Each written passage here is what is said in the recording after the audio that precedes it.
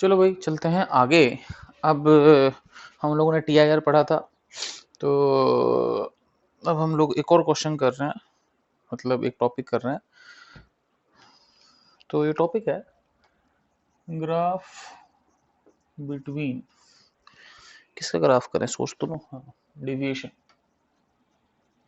Deviation बोल तो delta and i angle of incidence from denser to rare.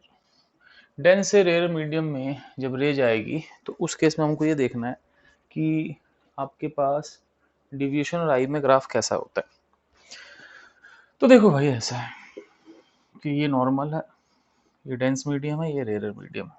ठीक है, तो डेंस और रेयर हो गया आपके पास। अब करना क्या है कि दो चीज़ें हैं भाई।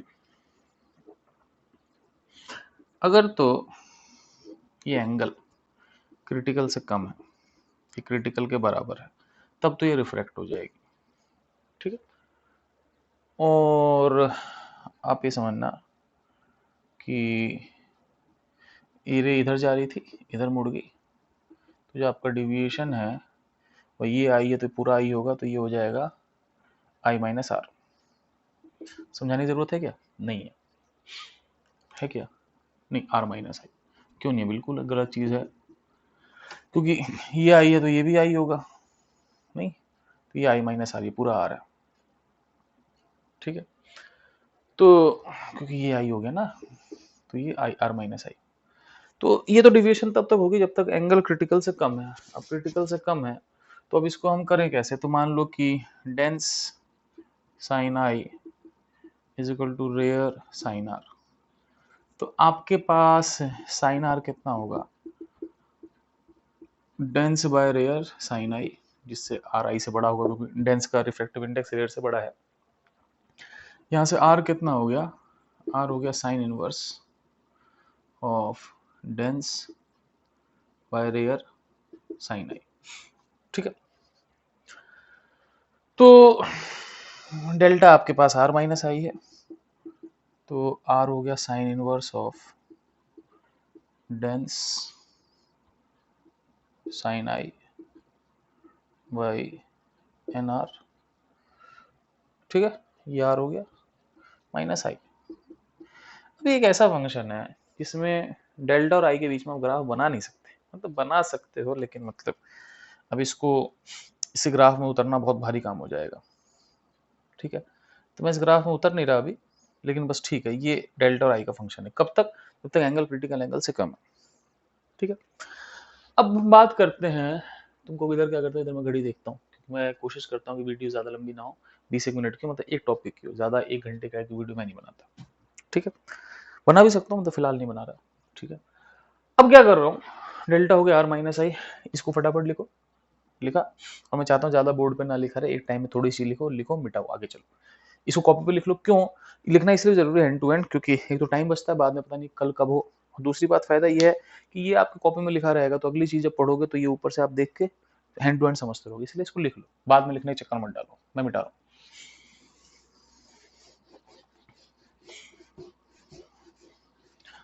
अब हम बात करते हैं कि ये डेंस है, नहीं ये रेयर है, ये डेंस है। अगर आई क्रिटिकल से बड़ा है तो ये टी आई आर हो जाएगी। ठीक है, अब ये रे इधर जा रही है, इधर आगे रे। अब जो डिविएशन हो जाएगी आपके पास, ये क्या है? ये टोटल पाई है ना, टोटल पाई हो गया, पाई माइनस टू आई हो जाएगी। ठीक है, तो हम लोगों ने क्या पढ़ा कि अगर आई सी से छोटा है या बड़ा है, दोनों केस में, तो हम लोगों ने ऐसा पढ़ा कुछ कि मान लो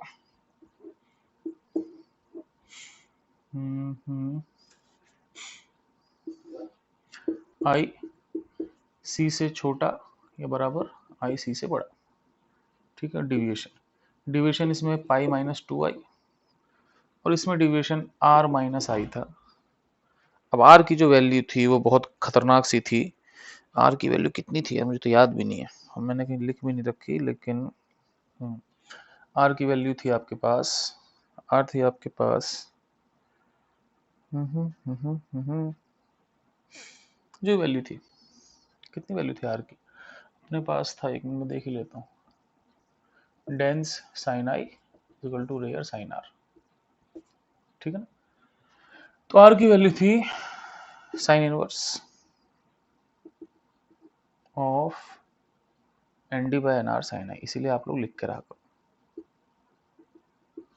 माइनस आई, जो कॉम्प्लेक्स है ग्राफ, ठीक है। अब हम चलते हैं आगे, अब हम देखते हैं ग्राफ कैसे बनता है, ठीक है। फटाफट छापो, आगे चलते हैं। ओके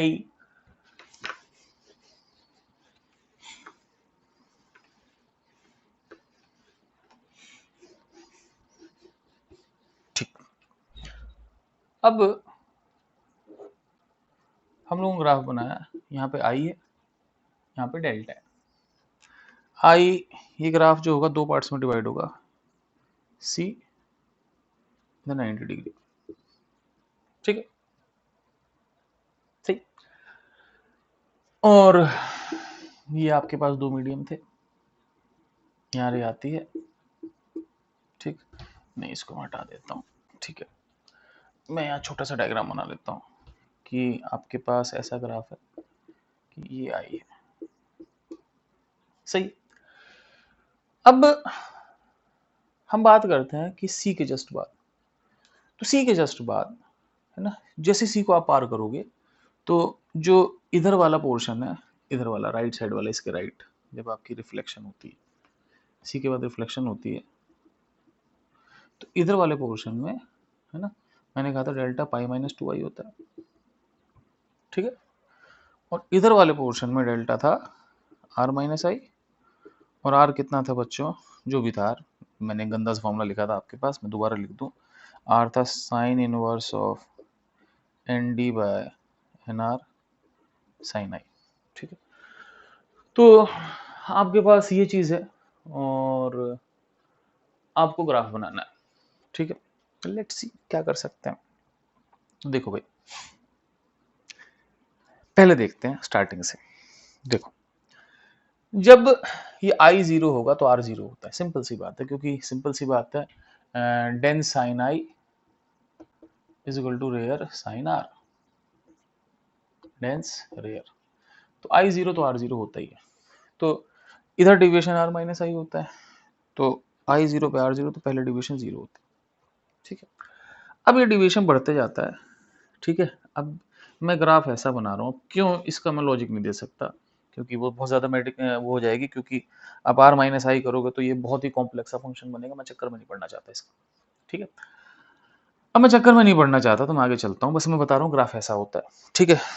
अब हम बात करते हैं इस पर्टिकुलर एंगल, जैसे ही एंगल सी होगा तो आपके पास आई तो सी हो गया, और जब ये आई सी होता है तो आर 90 हो जाता है, ये होता है ना, जैसे क्रिटिकल एंगल होता है वो ऐसे रिफ्लेक्ट हो जाती है। तो आपके पास जैसे ये सी होता है आर 90 हो जाता है, तो ये आर माइनस आई की जगह आर 90, 90 माइनस सी हो जाता है। अब ये ग्राफ ऐसा ही क्यों होता है, ऐसा क्यों नहीं होता, वो आप खुद देख लेना, मैं चक्कर में नहीं पढ़ना चाहता उसके, मतलब पढ़ सकता हूँ लेकिन पढ़ना नहीं चाहता। इसके बाद मुझे पता है ये होता है 180 माइनस 2i, ठीक है, क्योंकि मैं आपको पहले ही बता चुका था कि भाई रे ऐसे जा रही है ऐसे चलेगी, तो बेसिकली ये भी आई ये भी आई, तो ये कितना हो गया 180 minus 2i, total 180 minus 2i, ठीक है ना। अच्छा भाई, अब 180 माइनस 2i, तो देखो जैसे सी से थोड़ा बढ़ गया, आप C.001, तो ऑलमोस्ट सी है, तो ऑलमोस्ट आप सी पे ही हो, तो 180 माइनस 2c होगा, तो वही डिविएशन 180 माइनस 2c होगी, ठीक। सी के बाद,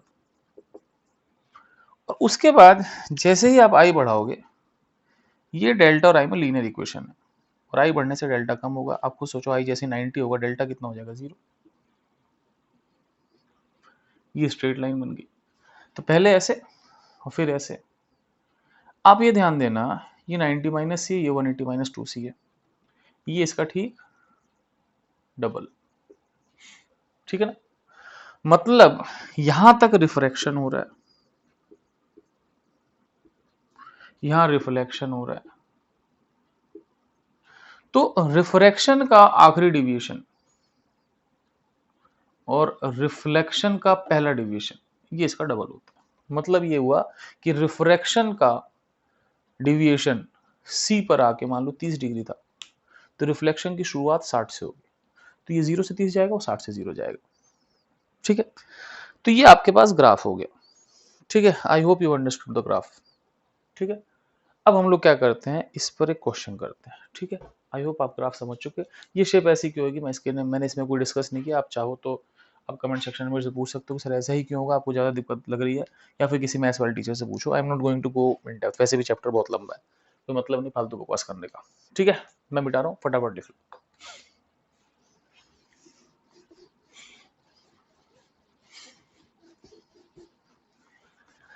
चलो भाई, अब हम चलते हैं आगे। अब मान लो क्वेश्चन करते हैं। ठीक है, क्वेश्चन बड़ा सिंपल सा, लेट्स सी आप आंसर निकाल पाते हो कि नहीं, पॉज कर लेना। रे पासेस फ्रॉम n बराबर 2 to n बराबर 1 at different angle of incidences I, 2 से 1 तक अलग अलग एंगल पे जाती है। For what, for what range of i, नहीं, for what range of i, नहीं डेल्टा लिख देते हैं, डेल्टा बोले तो deviation. There can be two different angles of incidence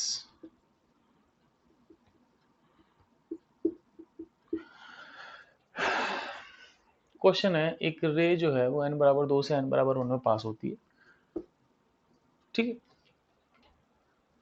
अलग अलग एंगल्स पे। क्वेश्चन कह रहा है कि डिविएशन के किस रेंज के लिए 2 एंगल ऑफ इंसिडेंस होंगे।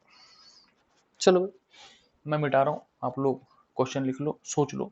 ठीक है, क्योंकि मैं थोड़ा ऐसे बड़ा बड़ा लिख रहा हूँ, मैं ज़्यादा हौच बौच नहीं कर रहा। ठीक है, लिख लिया, लिख लिया करो, तभी आगे समझ में आएगा, लिखते रहा करो हैंड टू हैंड। ठीक है, अब देखो मैं मिटा रहा हूँ। क्वेश्चन क्या कह रहा है, सुन।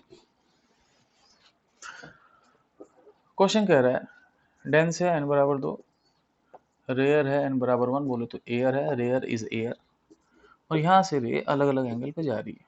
ठीक है, अब अलग अलग एंगल पे जा रही है, तो क्या होगा, एक ग्राफ होगा, एक ग्राफ होगा, एक ग्राफ होगा।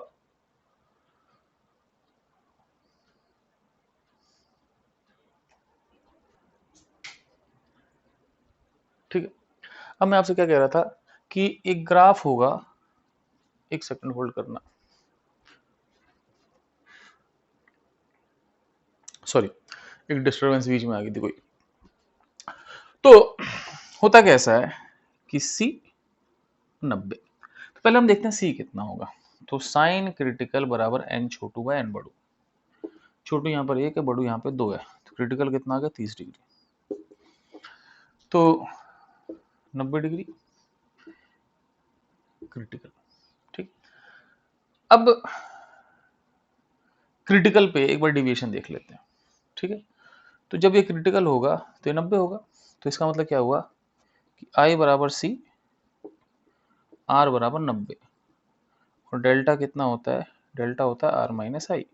आर माइनस आई कितना हो गया, 90 माइनस आई कितना है, आर 90 आई 30, 60 डिग्री होगा। तो आप ये समझना ये ग्राफ बनेगा कैसे, मैं समझा रहा हूँ। ये ग्राफ ऐसा बनेगा कि क्रिटिकल एंगल पर ये 60 डिग्री होगा, और इसके बाद सीधे जैसे ही आप इधर आ जाओगे इसका डबल हो जाएगा, और फिर ये ग्राफ जो होगा वो ऐसे करके नीचे जाते रहेगा। ठीक है, ये से ग्राफ बन गया, ये इंटू 2 लिखा है। ठीक है, अब क्वेश्चन क्या है, क्वेश्चन ये है कि क्वेश्चन ये है कि अपने को ये बताना है कि कितने, किस डिविएशन के लिए 2 एंगल ऑफ इंसिडेंस हो सकता है। अब आप देखना ध्यान से, अगर आपका डिविएशन 0 से 60 है, जैसे मान लो कोई डिविएशन यहां से यहां तक, तो उसके लिए एक एंगल ऑफ इंसिडेंस यहां हो सकता है और एक एंगल ऑफ इंसिडेंस यहां हो सकता है। लेकिन अगर आपका डिविएशन 60 से 120 है तो उसके लिए एक ही एंगल ऑफ इंसिडेंस हो सकता है। आप समझ रही बात है? 0 से 60 के लिए एक एंगल रिफ्रैक्शन में होगा, एक एंगल रिफ्लेक्शन में होगा। जैसे मान लो ये है तो इसके लिए एक एंगल यहाँ होगा, एक एंगल यहाँ होगा, एक रिफ्रैक्शन में, एक रिफ्लेक्शन में, एक रिफ्लेक्शन में। लेकिन अगर 60 से 120 जाओगे तो उसके लिए केवल रिफ्लेक्शन वाला पॉसिबिलिटी है। समझ रही बात? तो इसका मतलब कि यहां से यहां तक टू डिफरेंट आई हो सकते हैं। तो जो आपका आंसर आ गया वो हो गया डेल्टा बराबर 0 टू 60 डिग्री। 0 से 60 डिग्री के बीच में दो अलग अलग एंगल ऑफ इंसिडेंस हो सकते हैं। ठीक है, सो इज इट फाइन? या इट्स फाइन। अब हम चलते हैं आगे। ठीक है, अब आगे चलते हैं तो अब हम लोग एक आध क्वेश्चन और कर लेते हैं। ठीक है, तो आप इसको फटाफट लिख लो, मैं आगे चलता हूँ। लिखो, पॉज करो, लिखो।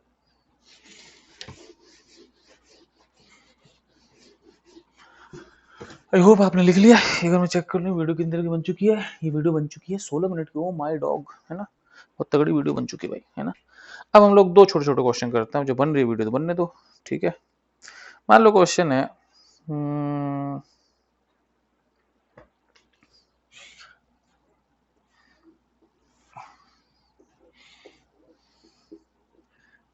90 डिग्री है, ये थीटा है, ये रे सीधी आई। जो रे सीधी आएगी सीधी निकली, क्योंकि आई 0 तो R 0 होता है। इसका रिफ्रैक्टिव इंडेक्स एन। सही है। तो क्वेश्चन ये है कि what should B theta for, ये थीटा क्या होनी चाहिए for T I R on slant surface. ये जो स्लांट सरफेस है इस पर टी आई आर के लिए थीटा क्या होना चाहिए। लेट्स सी क्या कर सकते हैं। एक नॉर्मल बनाओ, बना लिया। ठीक, अब हम क्या करते हैं, लेट्स सी, एक सेकंड मुझे सोचने दो। ठीक, अब देखो ये थीटा है तो यह भी थीटा होगा, और ये एंगल कितना होगा बच्चों, ये एंगल होगा 90 माइनस थीटा। ये होगा 90 minus theta, theta theta 90 minus theta. अब थीटा अलग अलग हो सकता है, 90 माइनस थीटा अलग अलग हो सकता है। ठीक है ना, तो मैं ये चाहता हूँ बेसिकली कि जो 90 माइनस थीटा हो टी आई आर के लिए वो क्रिटिकल से बड़ा ही हो। बराबर पे टी आई आर नहीं होती, बराबर से बड़े पे होती टी आई आर। तो मेरी रिक्वायरमेंट है कि 90 minus theta is greater than c. दोनों साइड लगा दो साइन, तो sine 90 minus theta is greater than sine c. Sine 90 minus theta कितना हो गया, कॉस थीटा। ये हुआ, ठीक है ना, इज ग्रेटर देन साइन सी। अब साइन सी कितना होता है, छोटू बाय बड़ू। छोटू बाहर एयर है और अंदर एन है, तो sine theta is greater then 1/n हो गया, cos theta is greater then 1/n। तो अगर आपके पास कॉस थीटा इससे बड़ा हो जाएगा, है ना, या फिर थीटा जो होगा is less then cos inverse 1/n, तो काम चल जाएगा। अब तुम बोलोगे सर यहाँ पर आपने लेस देन क्यों किया, तो बोलूंगा भाई मुझे पता नहीं क्यों किया, लेकिन मेरे ख्याल से ये होना चाहिए। जैसे कि तुम बोलो, सोचो, जैसे मान लो सपोज कॉस थीटा आधे से बड़ा है, तो होता क्या है कि थीटा इसके लिए 60 होना चाहिए, तो थीटा को 60 से कम होना चाहिए ना।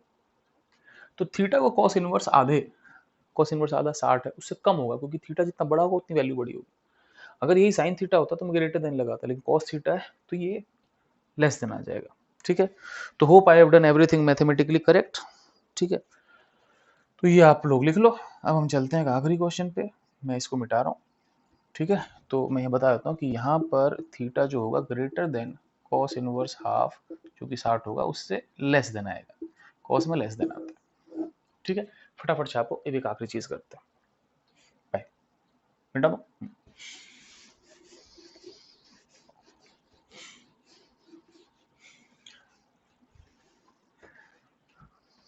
अब एक चीज होती है ऑप्टिकल फाइबर, ठीक है। तो ये क्या होता है, मैं थोड़ा सा आपको बताता हूँ। एक्चुअली होता क्या था कि कम्युनिकेशन पहले, बहुत दिन पहले, अभी भी इनफैक्ट बिजली की तारों से चलती थी। टेलीफोन उलफोन सबकी लाइंस बिजली की तारों पर जाती थी। तो कुछ कॉपर की वायर होती थी, ज़मीन में गाड़ देते थे। अब कई बार तारें चोरी हो जाती थी। इनफैक्ट मेरे पिताजी रेलवे डिपार्टमेंट के टेलीफोन, रेलवे के टेलीफोन डिपार्टमेंट में थे। तो तारें चोरी हो जाती थी, तो उनको कई बार रात में जाना पड़ता था तारे ठीक करने, क्योंकि भाई अगर टेलीफोन ठीक नहीं होगा तो फ़ोन कैसे आएगा, भाई साहब गेट खोल दो, गाड़ियाँ बढ़ जाएंगी। तो कॉपर की तारें चोरी हो जाती थी, कॉपर बिक जाता है ठीक ठाक। अब क्या हुआ कि आजकल ये सारा सिस्टम जो है ना, वो चल रहा है ऑप्टिकल फाइबर से। अब ऑप्टिकल फाइबर होता क्या है कि उसमें बेसिकली कुछ नहीं होता, एक ऐसी प्लास्टिक सा फाइबर होता है, इसके ऊपर ऐसे एक लेयर चढ़ा देते हैं, फिर एक और लेयर चढ़ा देते हैं। तो एक इनर कोर होता है, उसके ऊपर एक और लेयर होती है, और उसके ऊपर एक प्रोटेक्टिव कवरिंग होती है ना। ऐसे 3 लेयर टाइप का होता है। अब ये जो छोटा अंदर वाला कोर है बेसिकली, ठीक है ना, तो ये अंदर जो कोर होता है, इसमें बेसिकली क्या करते हैं वो लोग, लाइट घुसाड़ देते हैं। वो लाइट क्या करती है, यहाँ से टीआईआर करती रहती है, ऐसा कोई एंगल देते हैं कि एंगल क्रिटिकल से बड़ा, और खट खट खट खट ये निकल जाता है। तो हम ऑप्टिकल फाइबर तो नहीं पढ़ेंगे, लेकिन मैं एक सिंगल स्ट्रैंड, मतलब एक सिंगल कोर की बात कर लेता हूँ। तो सिंगल कोर में टीआईआर होती है। अब पता नहीं आपने देखी है कि नहीं, लेकिन कई बार देखी होगी कि कई बार क्या होता है कि सड़क किनारे बच्चे ना कुछ ऐसे खिलौने बेचते रहते हैं, ठीक है, तो जिसमें क्या है कई सारे स्ट्रैंड लगे होते हैं, उसमें ऐसा गुलदस्ता सा होता है, इसमें कई सारे स्ट्रैंड होते हैं, और यहाँ से लाइट निकल रही, तो यहाँ पे ये होता है कि इसके अंदर टीआईआर होते होते लाइट यहाँ से निकल जाती है। तो इसको मैं आपको दिखाता हूँ, 1 मिनट आपको होल्ड करना पड़ेगा, ठीक है। तो I show you video of it, ठीक है, you just hold for a moment, ठीक है। तो मैं आपको अभी वीडियो लेके दिखाता हूँ, मैं आपको वीडियो दिखाता हूँ। Total internal reflection is important in technology. A lot of communications are done, including telephone and other communications. You may have an optical cable in your home stereo or home theater system that communicates audio information through an optical cable. अपना audio मतलब खुद बोलना। तो अब कर क्या रहा है, देखो ये कि इसने इसके अंदर एक लाइट डाली। अब लाइट क्या कर रही है, बेसिकली लाइट ऊपर नीचे से टीआईआर कर रही है, ठीक है ना। आई होप तुमको दिखा नहीं होगा, शायद दोबारा कर रही है, तो भरोसा नहीं है, लेकिन इसका दोबारा करेगी, चलो फिर देख लो। इसने एक सिंपल सा कुछ ग्लास का लिया, इसके अंदर लाइट डाली, तो लाइट कह रही ऊपर इंटरनल रिफ्लेक्ट करके दोनों जगह टीआईआर होगी, और ये बाहर निकल गई, ठीक है। अब इसके सामने देखो ये जो चीज़ पड़ी है ना, ये मैं कह रहा था खिलौना है, उसमें लाइट इंटरनल रिफ्लेक्शन करके केवल चोंच से बाहर आती है। ऐसा आपने खिलौना कई जगह देखा होगा, विदेशों में बहुत महंगा मिलता है, इंडिया में देखो फिर इसने दोबारा दिखाया, ये ऊपर नीचे टीआईआर हो रहा है। टीआईआर ऐसे ही होता है, ऑप्टिकल फाइबर में ऐसे ही काम चलता है, ठीक है। इस तरीके से इसने ये जो नीचे रख रखी है ना काली सी, ये सांप सा जो बना पड़ा है, ये जो चीज़ है ये आपके पास, ये भी एक ऑप्टिकल फाइबर है। ये ऐसी है जिसमें क्लैडिंग है, एक अंदर कोर होती है, उसके बाहर उसके ऊपर से एक प्रोटेक्टर लगा होता है ताकि घिस ना जाए, ठीक है। अभी जो भी बोल रहा है, अब देखो ये भी एक ऑप्टिकल फाइबर है, इसने लाइट डाली, और लाइट टकरा के देखो सारी ना यहाँ से बाहर से निकल गई, तो इधर इधर टकरा के उधर से उसके कोने से निकल जाती है। ये भी वही सिस्टम है, देखो ये भी इसमें यही करेगा कि इधर से लाइट डालेगा, और देखो यहाँ से चोंच से लाइट निकली, ठीक है, देखो निकले ग्रीन से लाइट। तो ये सारे सिस्टम है। वैसे ये वाला खिलौना, ये सारा सिस्टम आपके पास टोटल इंटरनल रिफ्लेक्शन बेस्ड है, ठीक है। तो समझ गए आप, ठीक है। अब हम चलते हैं आगे, तो हम लोग आगे चलते हैं। अब तो ऑप्टिकल फाइबर में तो एक्चुअली 2-3 लेयर होती हैं, लेकिन मैं अगर सिंगल लेयर की बात करूं, तो एक मान लो कि जैसे कि एक्सपेरिमेंट आपने देखा ही था, तो सपोज मान लो कि ये एक ऑप्टिकल फाइबर है। अब बेसिकली क्या होता है, इसमें लाइट ऐसे डाल देते हैं, और लाइट यहाँ टीआईआर होती है यहाँ, बस समझ लो अगर ये एंगल सी से बड़ा है, तो उसके बाद हर जगह सी से बड़ा ही होगा, निकल जाएगी लाइट, ठीक है। और काफ़ी बड़ा अगर सी से एंगल, तो बहुत अच्छा होता है। काफ़ी बड़ा एंगल होगा, जैसे मान लो सी है 40 डिग्री, और ये एंगल मान लो 80-90 हो गया, तो उससे अगर थोड़ी पाइप बेंड भी हो जाए फर्क नहीं पड़ता। जैसे मान लो अगर ये पाइप को थोड़ा बेंड कर दो, तो बेंड करने से होगा क्या कि नॉर्मल जो होगा शिफ्ट होगा। ये नॉर्मल ऐसा है, बेंड करने से नॉर्मल शिफ्ट हो गया, तो थोड़ा एंगल कम होगा। तो अगर ये एंगल अच्छा खासा है सी से, लाइट बाहर निकल जाएगी। ठीक है, कैसे भी करके लाइट यहाँ यहाँ टकरा के, ये नॉर्मल कम भी होगा तो भी क्या हुआ, ऐसे ऐसे करके इससे बाहर निकल जाएगी। तो मैं बहुत सिंपल सा क्वेश्चन कर रहा हूँ। मान लो क्वेश्चन ये है कि ये एक बिल्कुल सीधी सी ऑप्टिकल फाइबर सिंगल कोर की, और यहां से आपने लाइट डाली। मैं चाहता हूं कि TIR हो जाए। ठीक है, अब क्वेश्चन ये है कि what should be n, n बोलते refractive index, so that TIR happens for all I। कितना भी I कर दो TIR हो जाए। इसके लिए मेरे से पूछ रहा है कि रिफ्रैक्टिव इंडेक्स क्या होगा। ठीक है ना। So this is the last question of this video and let's see क्या होगा। मान लो ये I है, ये R है, और ये एंगल 90 माइनस R होगा। TIR होने के लिए ये जो एंगल है वो क्रिटिकल से बड़ा होना चाहिए। फॉर TIR 90 माइनस R जो होगा वो क्रिटिकल से बड़ा हो जाना चाहिए। काम खत्म। अब हम एक काम करते हैं कि अलग अलग आई पे अलग अलग आर होगा, अलग अलग आर पे 90 माइनस आर भी अलग अलग होगा। तो आर की बहुत सारी वैल्यू होती है, तो हम एक काम करते हैं जो 90 माइनस आर की कम से कम वैल्यू भी है, क्योंकि आई अलग अलग आर अलग 90 माइनस आर की अलग अलग वैल्यू होगी। हम एक काम करते हैं 90 माइनस आर की जो सबसे कम वैल्यू आती है वो सी से बड़ी कर देते हैं। इसको जब खोलोगे तो 90 माइनस आर मैक्स हो जाएगा। तुम बोलोगे सर मुझे कुछ समझ नहीं आ रहा, मैं बोलूंगा समझने की जरूरत ही नहीं। 90 माइनस आर की मैक्सिमम वैल्यू कब होगी? मिनिमम, जब आर ज्यादा होगा, जब आर की सबसे बड़ी वैल्यू होगी। और क्या, और क्या। अब सोचने की बात यह है कि इसका रिफ्रैक्टिव इंडेक्स है ना, कि आर मैक्सिमम कब होगा। अब मुझे पता है कि साइन आई बराबर एन साइन आर, साइन आई बराबर एन साइन आर, ये मैक्सिमम होगा। जितना आई बढ़ेगा उतना आर बढ़ेगा। तो इसको मैक्स करने के लिए आपको आई को मैक्स करना पड़ेगा। अब आर मैक्स तो मुझे नहीं पता, लेकिन आई मैक्स तो मेरे हाथों में। आई को ज्यादा से ज्यादा कितना कर सकते हैं? 90। अब देखो 90 का मतलब ये नहीं होता कि 90 एकदम, क्योंकि बिल्कुल 90 वाली तो इधर निकल जाएगी। 90 का मतलब 89.999। ठीक है ना। अब आई मैक्स कितना है? 90। एट आई बराबर 90। अब जैसे आई 90 होगा तो देखो ये 90 हो गया, तो वैसे तो कॉमन सेंस की बात है यार कि रेयर में 90 तो डेंस में सी, क्योंकि डेंस में सी तो रेयर में 90 होता है। लेकिन चलो कोई नहीं, इस इक्वेशन को देख लेते हैं। तो साइन 90 बराबर n sine r. Sine r कितना हो जाएगा? 1/n। 1/n क्या को छोटू है बड़ू, तो इसका मतलब साइन आर साइन सी के बराबर है, क्योंकि साइन सी छोटू बड़ू होता है। तो आर बराबर सी हो गया। तो आर की जो मैक्सिमम वैल्यू है वो सी हो जाएगी। ठीक है, जो आर की मैक्सिमम वैल्यू वो सी हो जाएगी। ठीक है, अब ऐसा समझो, देखो मैं समझाता हूँ आपको कि मेरे पास जगह थोड़ी कम है। आप ये लिख लो इतना, पॉज करके मैं मिटा रहा हूँ इसको। आप समझना मेरी बात, मैं आपसे क्या कह रहा हूँ सुनो। जैसे कि ये डेंस है, ये रेयर है। डेंस में सी होता है तो रेयर में 90 होता है। ठीक है, डेंस में सी होता है तो रेयर में 90 होता है। उल्टा भी तो सत्य है कि अगर रेयर में 90 होगा तो डेंस में सी होगा। तो वही आता है कि अगर रेयर में 90 तो डेंस में सी हो जाएगा। तो ये मैक्सिमम 90 तो ये मैक्सिमम सी होगा। तो आर की मैक्सिमम वैल्यू सी आ गई आपके पास। अब इस इक्वेशन को मैं दोबारा यहां लिखता हूं। 90 minus r max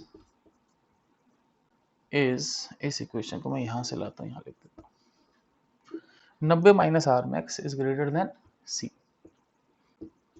R max कितना है? सी है ना। ये मैक्सिमम सी हुआ, ये maximum 90, maximum c 90 minus c is greater than c. 90 is greater than 2c, c is less than 45। तो क्रिटिकल एंगल इसके लिए 45 से छोटा होना चाहिए। क्रिटिकल 45 से छोटा होगा तो साइन क्रिटिकल साइन 45 से छोटा होगा। लेकिन अगर कॉस लगाते तो ग्रेटर देन लगाते, कॉस में उल्टा होता है ना। साइन में एंगल बढ़ने पे वैल्यू बढ़ती है, कॉस में एंगल बढ़ने वैल्यू कम होती है। अब साइन सी कितना होगा? छोटू बाय बड़ू, तो 1/n is greater then 1/√2 is less then 1/√2। तो ये तब होगा जब n√2 से बड़ा होगा। तो इसका मतलब सिंपल सी बात है, अगर n√2 से बड़ा होगा, देखो साइन सी 1/n होता है, अगर n√2 है तो साइन सी 1/n 45 होगा। अगर n√2 से बड़ा होगा तो साइन सी 1/√2 होता है ना, हो गया ना। √2 से बढ़ जाएगा तो इसका मतलब साइन सी की वैल्यू कम होगी, मतलब C45 से कम हो जाएगा। और C45 से कम होते ही, यानी कि n√2 से बड़ा होते ही, आप किसी भी एंगल पर रे को डाल दो, ये पक्का TIR करेगी। तो ये एक हल्का फुल्का मैंने आपको ऑप्टिकल फाइबर का वैल्यू समझा दिया कि कैसे ऑप्टिकल फाइबर काम करता है। हालांकि ऐसा नहीं होता, इसके ऊपर एक और कवरिंग होती है, उसके ऊपर एक और क्लैडिंग होती है, वो प्रोटेक्टर होता है। तो कॉम्प्लेक्स है, लेकिन कभी आएगा तो फंडा यही है। अगर मान लो इसके बाहर एक और कवरिंग है, तो उस समय साइन सी जो होगा वो बड़ू, ये डेंसर होगा, उसके बाहर एक रेयर होगा, तो n dense by n rare हो जाएगा। आप देख सकते हो, आप सवाल कर लो, कोई दिक्कत नहीं। ओके बच्चों, बाय, लिख लो। अब हम मिलते हैं अगले लेक्चर में। अगले लेक्चर में हम पढ़ेंगे कि पानी में कोई चीज नीचे है तो कितनी ऊपर दिखती है, इसको बोलते हैं अपर एंड डेप्थ। ऐसी बहुत सारी चीजें पढ़ेंगे। ठीक है बच्चों, बाय, टेक केयर, चिल मारो।